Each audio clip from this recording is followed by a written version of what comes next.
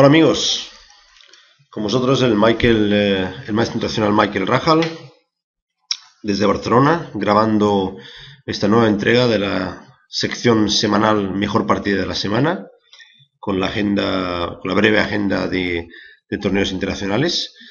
La octava semana del año. Seguimos sin tener ningún torneo realmente muy importante a la vista, pero esta semana se están disputando competiciones bastante interesantes. Voy a llamar la atención sobre tres de forma específica. Tenemos en primer lugar el Campeonato de Europa Femenino, que se está disputando en Turquía, un país donde últimamente se están disputando muchísimos torneos importantes, sobre todo femeninos. Grandes jugadores, vemos allá en la tabla a Ana Muchichuk, 2583. De hecho, salvando la Judith Polgar y la Hou Yifan, pues están todas las mejores jugadoras europeas jugando, ¿no? Muchichuk, Stefanova, el número 5, Katerina Lano, aparte de muchos otros grandes jugadores como María Sebak, Valentina Gunina, y también un poquito más abajo seguramente encontraremos a las hermanas Kosinseva. Nanitze no está haciendo un buen torneo, solo lleva 3 puntos y medio, y las hermanas Kosinseva también están pinchando fuertemente. La Nadezhda está con 3 y medio, y se me hace difícil ya encontrar la hermana pequeña. Se me habrá pasado por algún lado. Debe ser la número 3. No, pues quizás solamente está jugando una de las hermanas Kosinseva, la Nadezhda. La otra no debe estar jugando, quizás se ha retirado.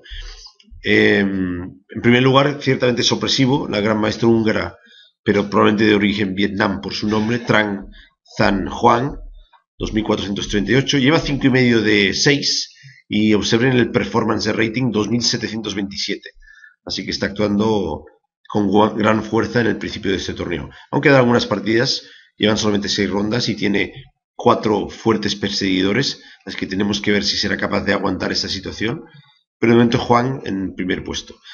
Precisamente nuestra partida de la semana será la partida Macropoulou contra Trang Juan de la primera ronda de este campeonato, que veremos dentro de un rato. Otros torneos importantes celebrándose: el Open de Capelle-la-Grande. Capelle-la-Grande, un Open que se celebra en el norte de España, del norte de Francia.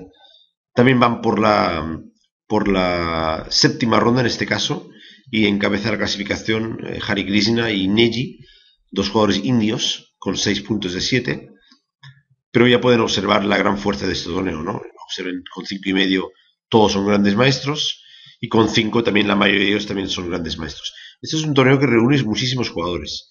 Podemos ir muy abajo en la lista y seguiremos encontrando grandes maestros y maestros nacionales más allá del puesto 50. Es un torneo muy fuerte en cuanto al número de titulados internacionales. Vean, Christian Bauer, un gran maestro francés de 2679, colocado con 4,5 de 7 en el puesto 89. Pero ciertamente, como pueden ustedes comprobar, el torneo reúne muchísimos jugadores. El grupo principal pues tiene ni más ni menos que 400, casi 500 jugadores. Así que aunque haya muchos jugadores fuertes, hay varios emparejamientos sencillos si no estás entre los primeros puestos, porque digamos la fuerza del torneo está diluida por el gran número de participantes. Capelle-la-Grande, un torneo fuerte, tradicional, un Open, que merece la pena ser jugado, participar en ella. Y otro torneo muy fuerte que acaba de empezar es el torneo Open de Reykjavik, de Islandia. Solo llevan 3 rondas. Probablemente la semana que viene seleccionaremos una partida, la mejor de este torneo, posiblemente del ganador. Pero ya vemos en primeros puestos con 3 puntos a los principales favoritos, Fabiano Caruana y David Navarra, ambos con más de 2700. Caruana probablemente el favorito del torneo, pero también otros jugadores muy fuertes como Iván Sokolov o Robert Hess, americanos, y otros jugadores un poquito más flojos como Simon Williams o el mismo Erwin Lamy. También aquí Iván Chaparinov, que llevaba tiempo sin verle participando, Boris Avruk. En fin, de momento todo está a la vista aquí. Hou Yifan, campeón del mundo con 2,5 de 3, y más grandes maestros. La semana que viene miraremos con más detalle este torneo. Aquí encontramos un español, Javier Agüera Naredo, bien situado con 2,5 de 3. Curioso, un español en Islandia jugando el Open. Vamos a ver si hay algún español más.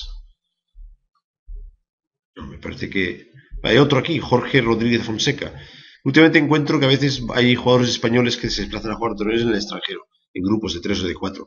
Puede ser que sea un grupo de amigos que han ido para allá para jugar, o pueden ser jugadores que residen en Islandia. Todo puede ser. En fin, prestaremos más atención a este torneo la semana que viene, que ya tenemos el resultado final.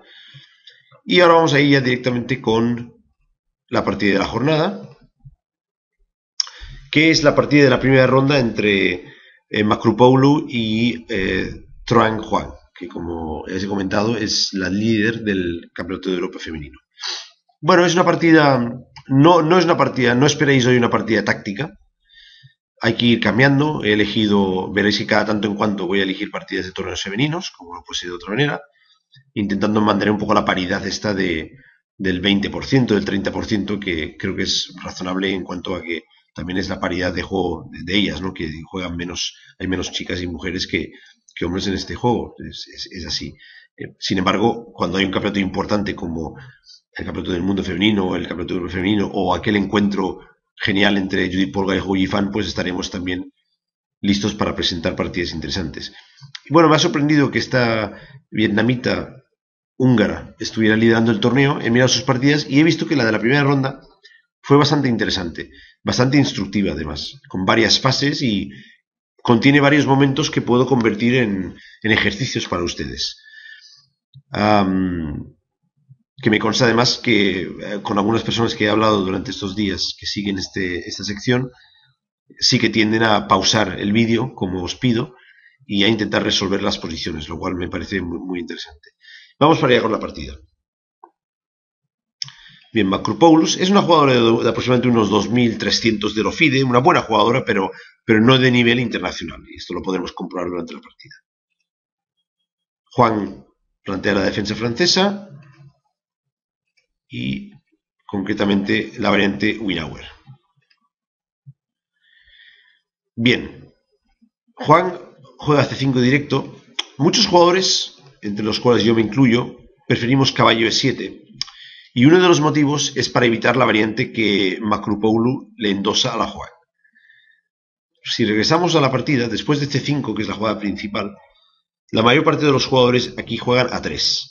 Y después de alfil por caballo jaque, por caballo E7, el blanco tiene una elección de jugadas. Tiene la jugada muy agresiva dama G4, atacando el peón de G7, pero también tiene jugadas posicionales como caballo F3 o como A4. Yo he jugado las tres y tiendo a jugar caballo F3 o A4, pero dama G4 también la he practicado y da lugar a posiciones muy interesantes.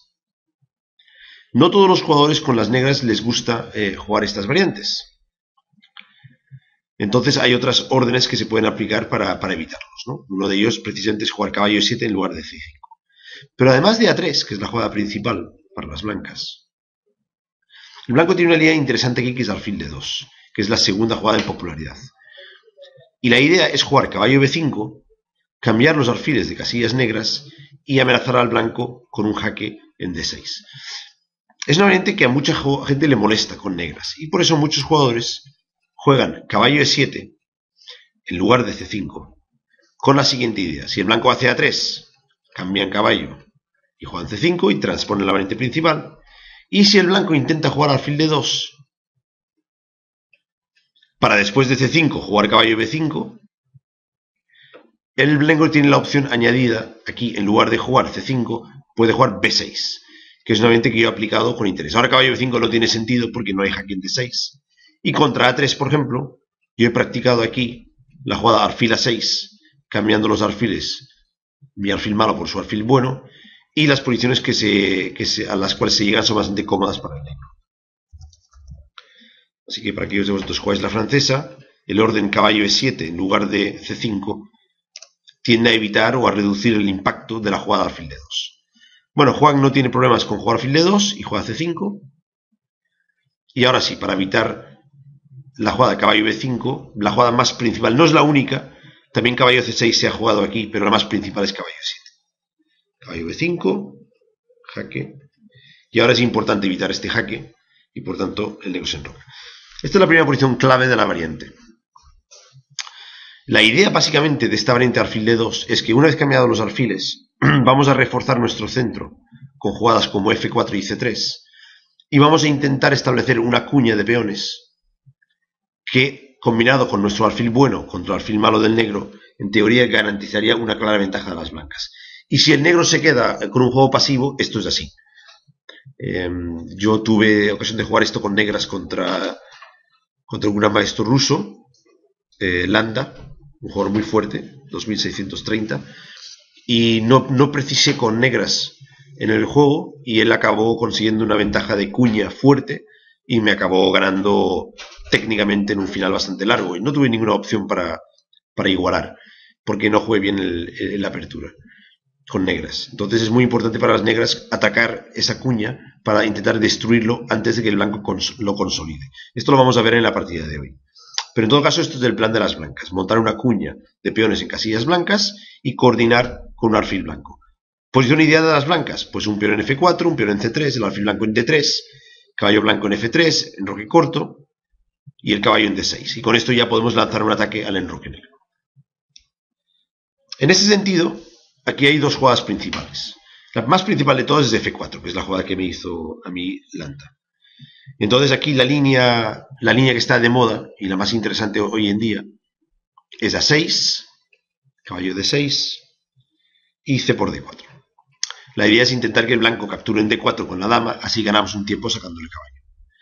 Pero aquí el blanco normalmente juega caballo F3, caballo C6 y en lugar de capturar el peón, que lleva cambios y composición razonable para las negras, el blanco tiene una jugada muy interesante aquí que es alfil D3, renunciando al peón pero con la idea de atacar directamente el enroque, a veces incluso mediante un sacrificio de alfil en H7. Bien, por eso aquí mismo F6 es muy importante para controlar la casilla G5 e intentar ya atacar el centro. Enroque, peón por peón, peón por peón. Y esta es la posición principal y creo, si no recuerdo mal, que caballo por E5 para tomar en D6 se considera un error. Me parece a mí, si no recuerdo mal, esta posición era muy peligrosa para las blancas. Si no recuerdo mal, ya después de dama G5, ¿era dama G5 o era alfil por H7 ya? Ahora estoy un poco en la duda, pero quiero recordar que dama G5 ofrecía muy buenas opciones al blanco, ¿no? Observen que aquí hay 4 piezas atacando directamente al rey. Esto era ciertamente peligroso. Entonces, la jugada más correcta en esa posición, vamos a volver ahí ya. Alfil de 3 F6 enroque, peón por peón, peón por peón. Y en esta posición, en lugar de caballo por peón, que es dudosa, la que es muy interesante es torre por caballo. Y después de torre por caballo, bueno, aquí hay unos follones realmente increíbles, pero parece que el negro está aguantando bien en esta línea. Dejo esto para que los teóricos podáis consultarlo en la base de datos, pero después de torre por C3 parece que el negro está aguantando su posición. Hay otra línea que se juega muy poco, pero que es interesante, que es muy distinta a montar la cuña, que es tomar en C5. Y esta es una idea más interesante, que es intentar quedarse con peón de más. Pero el negro juega caballo D7, que es la jugada precisa, y después de dama C3, defendiendo peones, puede elegir A6, caballo D6 y dama C7, que es una posición muy interesante, o también puede elegir jugar al sacrificio con una jugada tipo B6, básicamente entregando el peón, pero confiando en crear cierto contrajuego en el flanco de dama. Hay varias opciones aquí para las negras, no hay una única sola. Con bastante diferencia, F4 es la jugada principal en esta posición. Vaclapopoulou juega C3, una jugada correcta, sólida, reforzando la cuña, pero retrasando el desarrollo de las piezas del flanco de rey un poquito. Bien, Juan desarrolla el caballo, F4 montando la cuña, A6, la intercalar A6 es interesante, porque de esta forma, a peón por peón, le evitamos al blanco la opción de caballo por D4, que es la opción que tendría en caso de peón por peón directamente. Si intercalamos A6, mandamos el caballo a D6, Creo que he visto alguna partida con caballo A3 y caballo C2, pero es más bien pasivo, pero supongo que es posible. Caballo 6 es más agresivo. Ahora peón por peón, peón por peón. Y rápidamente F6. Bien. Caballo F3. Y ahora una jugada muy interesante, caballo G6. Bien. Esto sería la segunda posición clave de la partida. Bien, en esta posición, observen que el negro está luchando a la cadena con el peón F6, con los dos caballos, entre otras cosas para desestabilizar el punto D6. Lo que al negro le interesaría es que el blanco se hubiera obligado a cambiar el caballo por el alfil, eliminando un buen caballo a cambio de un mal alfil y pudiendo retomar de torre, iniciando el contrajuego en el flanco de dama. Claro, el blanco hará lo posible para no tener que hacer esta jugada. El blanco lo que quiere es intentar sostener el peón N5 y terminar su desarrollo con alfil D3 y enroque. Y en este sentido, la jugada que hizo Juan en este momento, que jugó alfil D3. Pero esta partida viene a demostrar que alfil D3 puede ser un error. No pierde la partida, pero es probable que alfil D3 no sea suficientemente buena para mantener la ventaja. Yo he localizado una partida un poco antigua entre los grandes maestros Jan Timman, de 2650, y Simen Agdestein, 2500, correspondiente al torneo de Taxo de 1985. En esa partida, Timman, que es un muy buen jugador y probablemente ya se daba cuenta de los problemas que podía haber aquí, decidió cambiar el alfil directamente. Y Agdestein, como el caballo está encerrado y no tiene salida, intercaló F por E5, D por E5 y torre por C8. Ahora está amenazando el peón de F4 y entonces tranquilamente Timman defendió el peón. No solo para defender el peón, sino también para jugar alfil H3 presionando sobre el peón de E6. Agdestein jugó dama B6, alfil H3 y re H8, de tal forma que si el blanco captura en E6, pues el negro puede jugar, por ejemplo, caballo B4 con una doble amenaza sobre C2 y sobre E6. Esto sería ciertamente bastante desagradable. Y bueno, Agdestein hizo A3, Timman hizo A3 para evitar caballo E4, Agdestein hizo caballo A5 y la partida está aproximadamente equilibrada. Yo si estuviera jugando con negras, pues no estaría descontento de jugar esta posición. El caballo tiene buenas casillas, el rey blanco está en el centro aún, pero es verdad que el blanco tiene un puesto fuerte para su propio caballo en D4 y cierta presión sobre el peón de E6. Esto sería una posición dinámica de equilibrio dinámico. Ambos jugadores tienen opciones en esta posición. Ninguno está mejor. Pero Marco ya hemos comentado que es una jugadora un poquito menos experta y ella no prevé que haya ningún problema sobre el punto de 5 y dice, pues voy a jugar alfil D3. Probablemente pensando que contra peón por peón, pues ella puede jugar tranquilamente peón por peón, o incluso, quién sabe, podría especular con la posibilidad de jugar alfil por caballo. Habría que ver si esta variante puede tener algún tipo de interés o si directamente es una barbaridad, pero tal vez esta variante fuera algo que ella contemplara en este momento, ¿no? Y ahora la Juan sorprende a las negras con una jugada que probablemente Marco no había previsto cuando inició la idea alfil D3. Y os dejo aquí, si queréis pausar, pensáis un poquito y a ver si encontráis la jugada de las negras y un poco la esencia de la posible respuesta que tiene en este momento.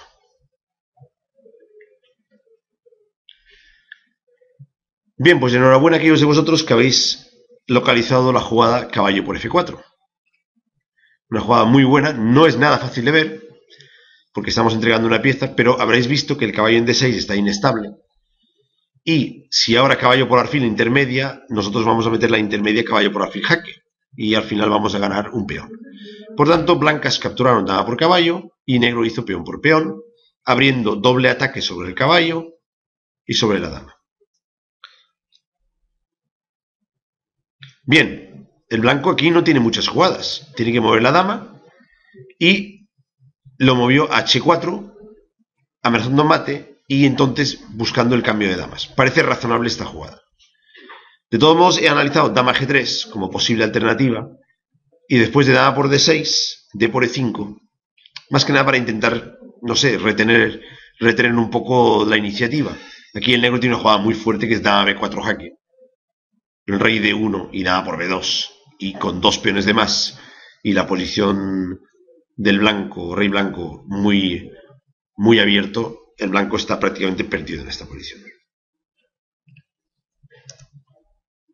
Así que dama h4 fue la jugada que hizo Macropoulou. El cambio de dama es obligatorio. No podemos comer el caballo, porque claro, el blanco va a entrar en h7 con efectos decisivos.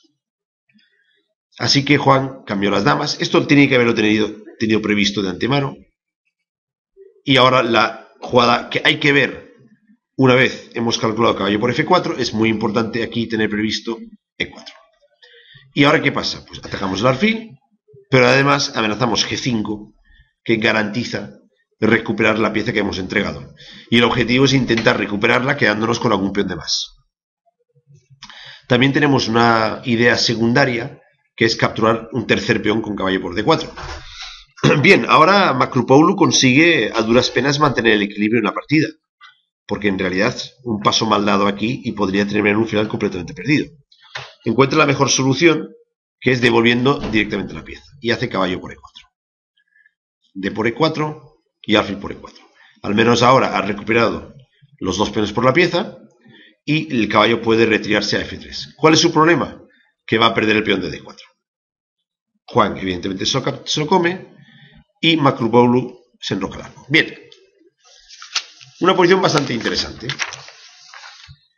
¿Quién tiene la ventaja en este momento? Yo creo que la partida está aproximadamente equilibrada, pero el blanco es el que tiene que hacer jugadas precisas para mantener ese equilibrio, porque hay que ver que el negro aquí tiene un peón de ventaja. Pero, a cambio del peón, el blanco tiene un alfil muy fuerte en e4, el negro tiene dificultades para desarrollar el alfil sin perder el peón de b7, y las torres blancas están más activamente situadas. Pero bueno, un peón es un peón, y un peón, bueno, pues hay que recuperarlo para poder ya equilibrar directamente. Bien, la jugada de negras es clara, e5, defendiendo el caballo y desarrollando el alfil, y la jugada de las blancas es muy clara, caballo f3. La única manera de igualar esta partida es eliminar el caballo y tal vez entonces entrar con la torre y presionar sobre el peón de b7. Bien, en este momento, por ejemplo, después de caballo por caballo, alfil por caballo, pues el alfil este de momento no puede salir y el blanco amenaza torre h1, pero también amenaza torre d6 y torre b6, y en una posición de este tipo, con un peón débil en e5 y torres activas, el equilibrio es bastante evidente. El blanco va a recuperar el peón o va a conseguir ventajas posicionales suficientes para mantener la igualdad. Así que Juan hizo alfil g4. Una buena jugada. Y aquí viene el segundo ejercicio de cálculo. Es muy importante el cálculo preciso en el medio juego para poder convertir ventajas y mantener equilibrios. Y en este momento, para las blancas, habrían 2 jugadas candidatas, esencialmente. Una de ellas sería caballo por d4, cambio de caballos, a pesar de que la torre está atacada, caballo por caballo debe ser considerada como jugada candidata, y la otra jugada candidata sería alfil por b7, capitalizando ya sobre el peón y manteniendo ciertas opciones tácticas. Bien, pues para decidir una de las dos hay que calcular, y no basta con calcular una jugada, sino que hay que calcular un par o tres de secuencias. O sea, que os dejo que penséis un poquito, podéis pausar, dedicarle 5 o 10 minutos y a ver qué resultados sacamos. Bien, la posición no es sencilla, pero aquellos que habéis elegido caballo por d4 habréis acertado. Veremos después la secuencia de la partida, que continuó con alfil por b7, y veremos que fue insuficiente para mantener el equilibrio. Y vamos a analizar ahora caballo por d4, que quizás era la menos evidente de las dos. Después de caballo por d4, el negro tiene 2 opciones: capturar la torre o capturar el caballo. En caso de peón por, torre por, el negro juega torre a c8 jaque, rey d2, y ahora esta posición está bastante equilibrada. Es decir, si fuera esta variante, caballo por d4, pues en principio no es un problema, ¿no? Porque si no nos comen la torre, recuperamos el peón, y lo único que hay que ver comprobado es que después de torre de 2 jaque, torre de 2 jaque, rey E3 es muy fuerte, y de hecho es muy bueno para las blancas. Torre por G2 no vale porque el alfil defiende, y a torre por D2, tenemos alfil de 5 jaque. Si alguno ha visto este jaque seguido de torre por alfil, pues una felicitación añadida. Si alguien ha calculado caballo por D4 y ha llegado a ver esta posibilidad, pues me recibe mi más sincera enhorabuena. Alternativamente, caballo por D4 tendríais que haber calculado la principal alfil por D1. Y ahora, para mantener el equilibrio, el blanco tiene que jugar alfil por D7. Y este tipo de posición entiendo que es muy difícil de calcular bien, porque hay 3 piezas en prise. 3 piezas que están generando ataques y amenazas, y además hay jaques intermedios. Y este tipo de posición hay que calcular de forma muy arbolizada, muy de forma de árbol, y variante por variante, y no empezar una variante nueva sin agotar la anterior, porque si no es muy complicado seguir los acontecimientos. La variante podría continuar de la siguiente manera. Por ejemplo, si ahora el blanco, si negro retira la torre, cometería un error, porque damos un jaque, quitando el alfil de ataque, y quitamos el caballo también de ataque, atacando la torre. Y cuando la torre se mueve, pues entonces ya podemos recuperar el alfil quedándonos con 2 piezas por torre, lo cual sería claramente ventajoso para las blancas. Y en caso de alfil G4, recuperamos la calidad y jugamos torre E1, y el blanco tiene ventaja por tener un alfil fuerte, peón débil en E5 y 2 contra 1 en el flanco de dama. Esta variante favorecería a las blancas. ¿Cuál es la mejor jugada para las negras? Pues contra alfil por B7, alfil por B7, caballo por D4, caballo por D4, alfil por D1, alfil por B7. La mejor jugada para las negras no es torre a B8, sino retirar directamente el alfil a G4. Entonces, vamos a recuperar la torre, pero primero mandamos el rey a la esquina, alejándolo del centro, torre por, caballo B3. Y esta posición, supongo que algunos jugadores muy optimistas considerarían que el negro está mejor, porque hay peones móviles en ambos flancos y el alfil es mejor que el caballo, pero yo creo que la partida tiende más a la igualdad. El peón negro es débil, seguimos con nuestro 2 contra 1 en el flanco de dama, y el rey blanco está más cerca del centro. A cambio de esto, el alfil negro, evidentemente, en E6 va a ser más fuerte que el caballo, y la torre negra tiene movilidad. Yo creo que la partida está aproximadamente equilibrada. Es decir, que aquellos que habéis elegido caballo por D4, habríais conducido la posición a la igualdad. O recuperamos el peón directamente, o mantenemos una posición donde la compensación es más que suficiente. Pero en la partida, Macropoulou hizo alfil por B7. Posiblemente pensó que este era el camino mejor para mantener la igualdad. Y aquí se vio sorprendida. Claro, seguramente si torre B8, o torre D8, o cualquier otra jugada, pero torre B8 parece más crítica, pues aquí podemos elegir varias jugadas. Tenemos un jaque en D5, y aquí quién sabe, quizás la variante de antes de caballo por D4 aquí funcionaría bien. Si peón por, hacemos torre por peón, y si alfil por torre, la intermedia, las D6 caballo C6, y tocamos alfil, tocamos torre, y el blanco queda en una posición superior. Quizás esto es lo que pensó la Macropoulou. Pero Juan hizo una jugada muy buena. Hizo torre a C8 jaque. Probablemente una jugada inesperada. Alfil por torre, torre por jaque, y ahora el blanco se encuentra en una crucijada. Si juega rey B1, queda peor.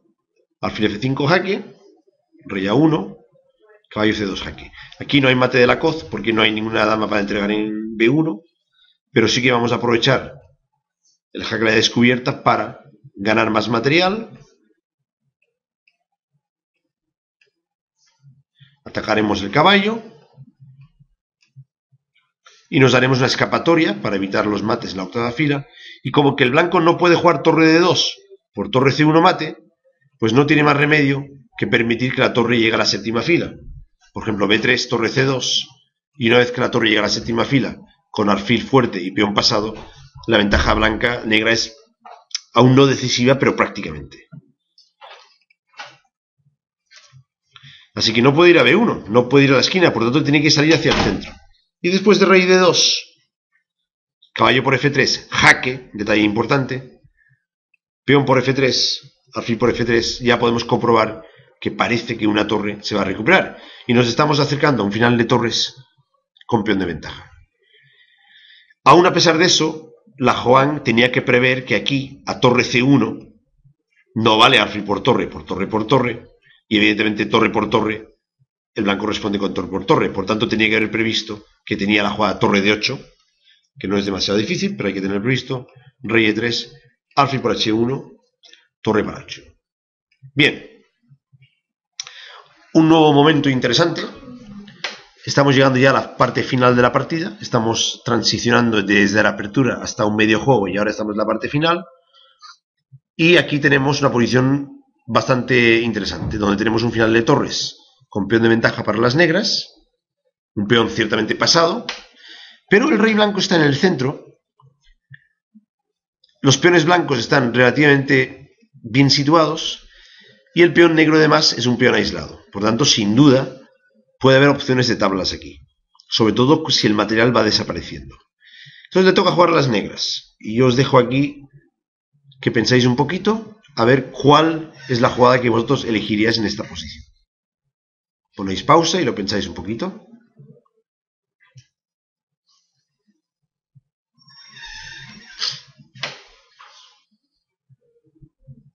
Bien, en principio las jugadas candidatas podrían ser rey F7, llevando el rey hacia el centro, creo que es una jugada razonable. Otra jugada candidata sería torre D4 y otra candidata sería torre C8. La jugada que hizo Juan, y creo que es la más fuerte, es torre C8.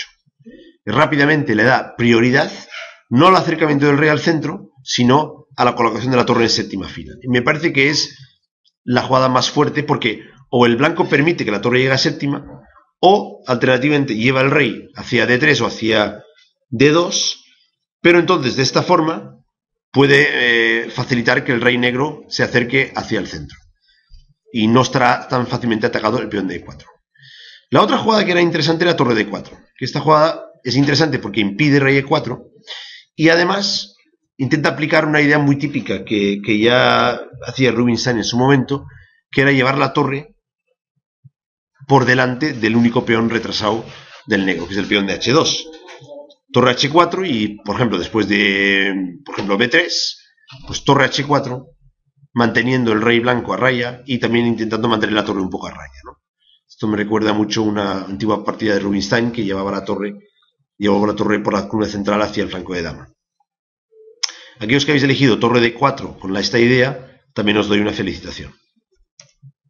Y rey B7 evidentemente también es posible, a lo cual probablemente el blanco puede elegir entre rey E4 o incluso torre C1, para a su vez intentar activar torre a casillas interesantes para presionar el rey negro. Bien, negras jugaron torre C8 y este sería otro momento muy interesante. Aquí os ofrezco dos opciones. La primera opción, rey E4, permitiendo la entrada de la torre en C2. De hecho, os ofrezco tres opciones. La segunda opción, rey D2, para evitar torre C2. Y la tercera opción, torre D1. Y aquellos que elegís torre D1 es para contra torre C2, jugar torre D2, impidiendo la captura de un peón, cambiando las torres y pasando a un final de peones. Entonces, tenemos rey D2, rey E4 o torre D1. Pensar un poquito y a ver qué opción elegís para esta interesante posición. Vamos a buscar al final de peones, aunque tengamos un peón de menos, pero un 2 contra 1 en el flanco de dama. Vamos a ir con rey E4 y llevar nuestro rey lo más cerca posible del peón, aunque me meten la torre en séptima. O vamos a jugar rey D2 y poner el rey de tal forma que el torre no puede entrar. Esta es la dificultad del ajedrez, porque a simple vista cualquiera de las tres puede ser la solución y realmente solo hay una para intentar seguir manteniendo la partida viva. ¿Cuál de las tres es? Venga, ir pensando, pausar y para adelante.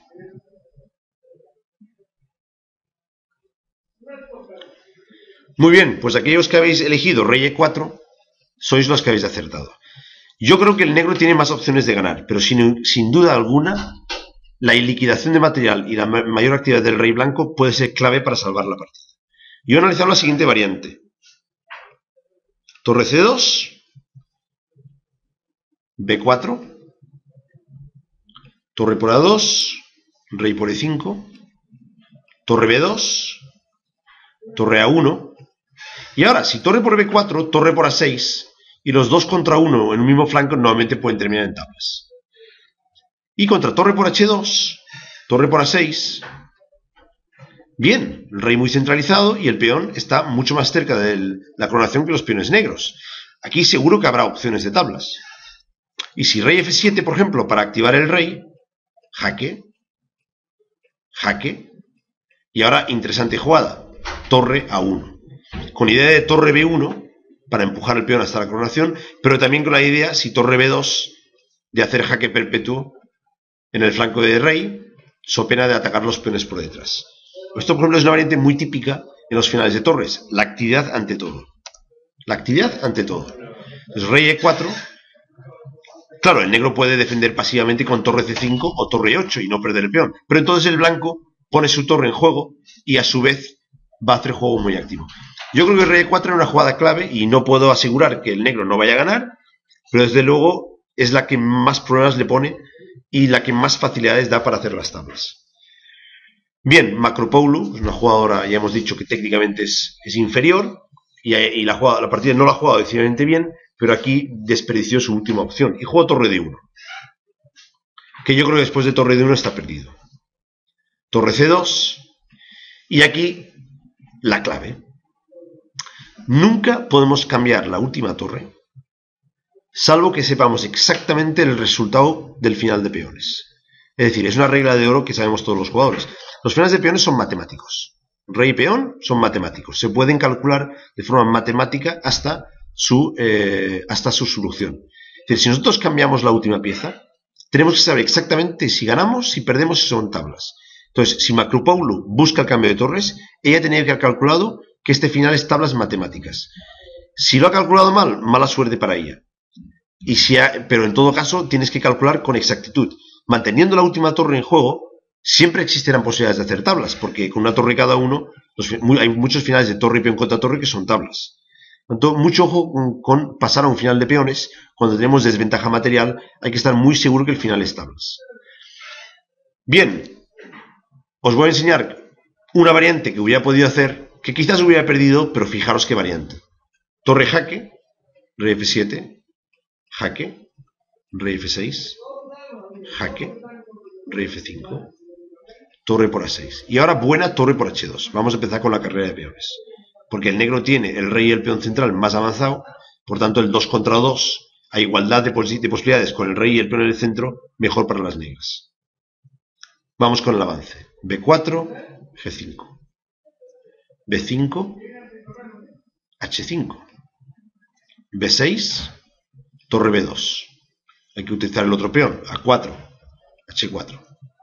A5, H3. Observen la torre mejor situada del negro. Torre A7 o A8, es lo mismo, es indiferente. H2. Torre H8. Seguimos avanzando. G4. A6. Ahora ya no podemos intercambiar peones, esto no nos conviene. Hay que seguir con G3. A7. G2. Para G1 jaque. Dama sin jaque. Dama con jaque. Y ahora es mate, vaya donde vaya. Si rey F3, dama F2 mate. Y si rey D3, dama D4 mate. Es una variante muestra. Probablemente hay otras jugadas para ambos jugadores. Pero nos da una idea de la ventaja del peón de más, que mantiene el rey blanco bastante ocupado aquí en el centro. Pero eso es lo que tenía que intentar las blancas. Y por el camino, pues quién sabe si el otro comete algún error, pues puede haber alguna opción de tablas. En lugar de esto, Macropoulou hizo torre de 2. Juan cambió. Rey F7, rey E3, rey E6, rey E4.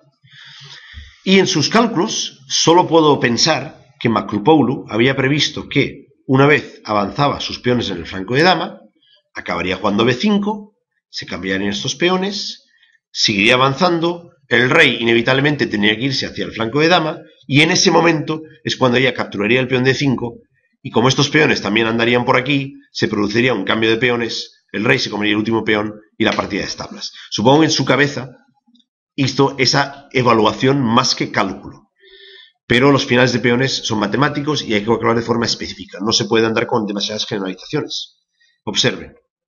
G5, B4, H5, A4, G4. Y ahora vamos a ver qué hubiera pasado si hace B5. Pues en caso de B5, peón por peón, y aquí se abren dos variantes.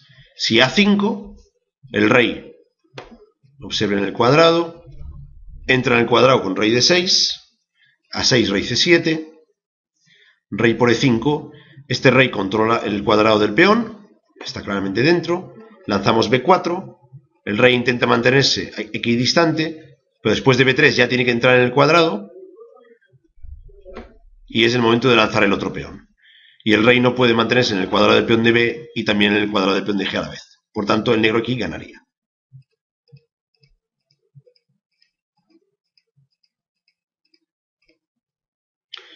Y la otra opción sería B5, peón por peón, peón por peón, H4, B6, y aquí creo que la jugada que probablemente tenía intención de hacer es H3. No, rey D6. No, perdón, rey D6. Exactamente, rey D6. Y ahora, claro, después de B7, rey C7, rey por peón, el rey, al comerse el peón, sale fuera del cuadrado del peón. Entonces, G3, peón por peón, y gana la partida. Si en lugar de comer en el 5, pues mantiene, después de rey C7, dama, rey por peón, pues hace cualquier otra jugada, pues el rey tranquilamente regresa hacia el centro, y evidentemente, como podéis ver, le está faltando un tiempo para poder capturar el peón de 5 y a la vez evitar G3. Uno de estos peones tendría que estar una casilla más atrás. Pero claro, todo esto arranca del cambio. Si al hacer el cambio hubiera calculado de forma matemática los avances, ya hubiera llegado a esta conclusión. Quizás no tenía tiempo o quizás calculó mal. Bien, pues llegado a esta posición no puede hacer B5 y entonces intenta A5, intentando de alguna forma ganar un tiempo.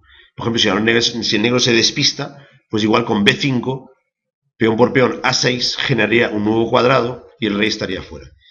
Bien, aquí tranquilamente juego rey D6, que es la jugada más fuerte y la que certifica la victoria. Pero había una variante curiosa, que era jugar H4, que parece mala, pero después de B5, en lugar de comer el peón, que entonces el blanco coronaría, hacemos increíblemente H3. Y he analizado esta variante y observen que contra B6 jugamos rey D6 y paramos el peón. Y contra peón por peón no podemos parar el peón, pero hacemos G3.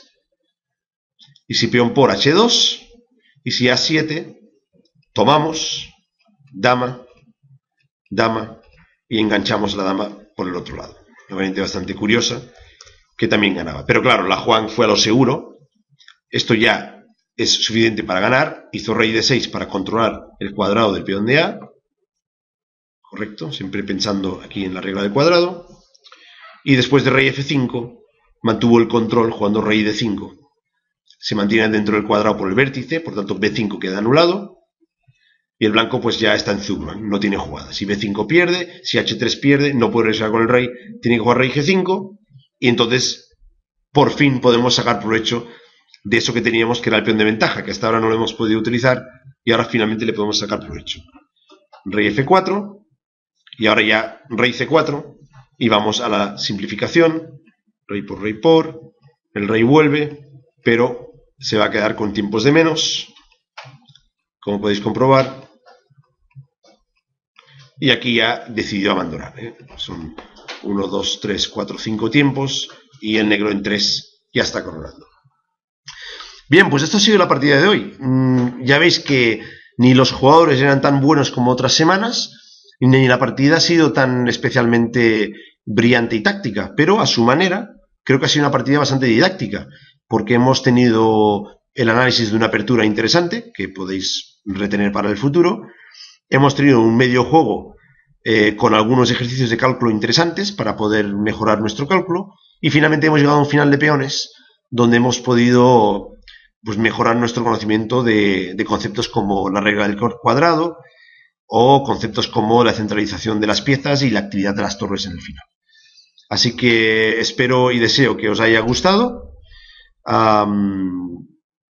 Yo voy a seguir controlando un poco la actividad semanal y el viernes que viene pues volveré de nuevo, seguramente con alguna de las mejores partidas del torneo de Reykjavik, que todo indica que va a ser muy interesante. También estaré pendiente de los primeros tableros de Capel, a ver si aparece alguna partida llamativa, que seguro que sí. Y no podemos olvidar pues la finalización y resolución del Campeonato de Europa, que también tiene varias jugadoras que están haciendo méritos para proclamarse con este título. Y pues dicho esto, una vez más despido de vosotros. Seguir mandando, enviando a soporte pues aquellas cosas que queráis ver o aquellas cosas que gustaría también mejorar. Y por supuesto, si tenéis dudas en cualquier segmento de análisis o hay alguna cosa que se me haya pasado, pues encantado de recibir vuestros mensajes y haré lo posible para contestarlos, porque de hecho pues esta es una manera también de formar cierto interés. Podríamos pensar en la posibilidad de abrir algún tipo de foro especial para los comentarios de la partida de semana. Lo comentaremos con la dirección. Bien, pues hasta la semana que viene. Me despido de todos vosotros. Hasta pronto.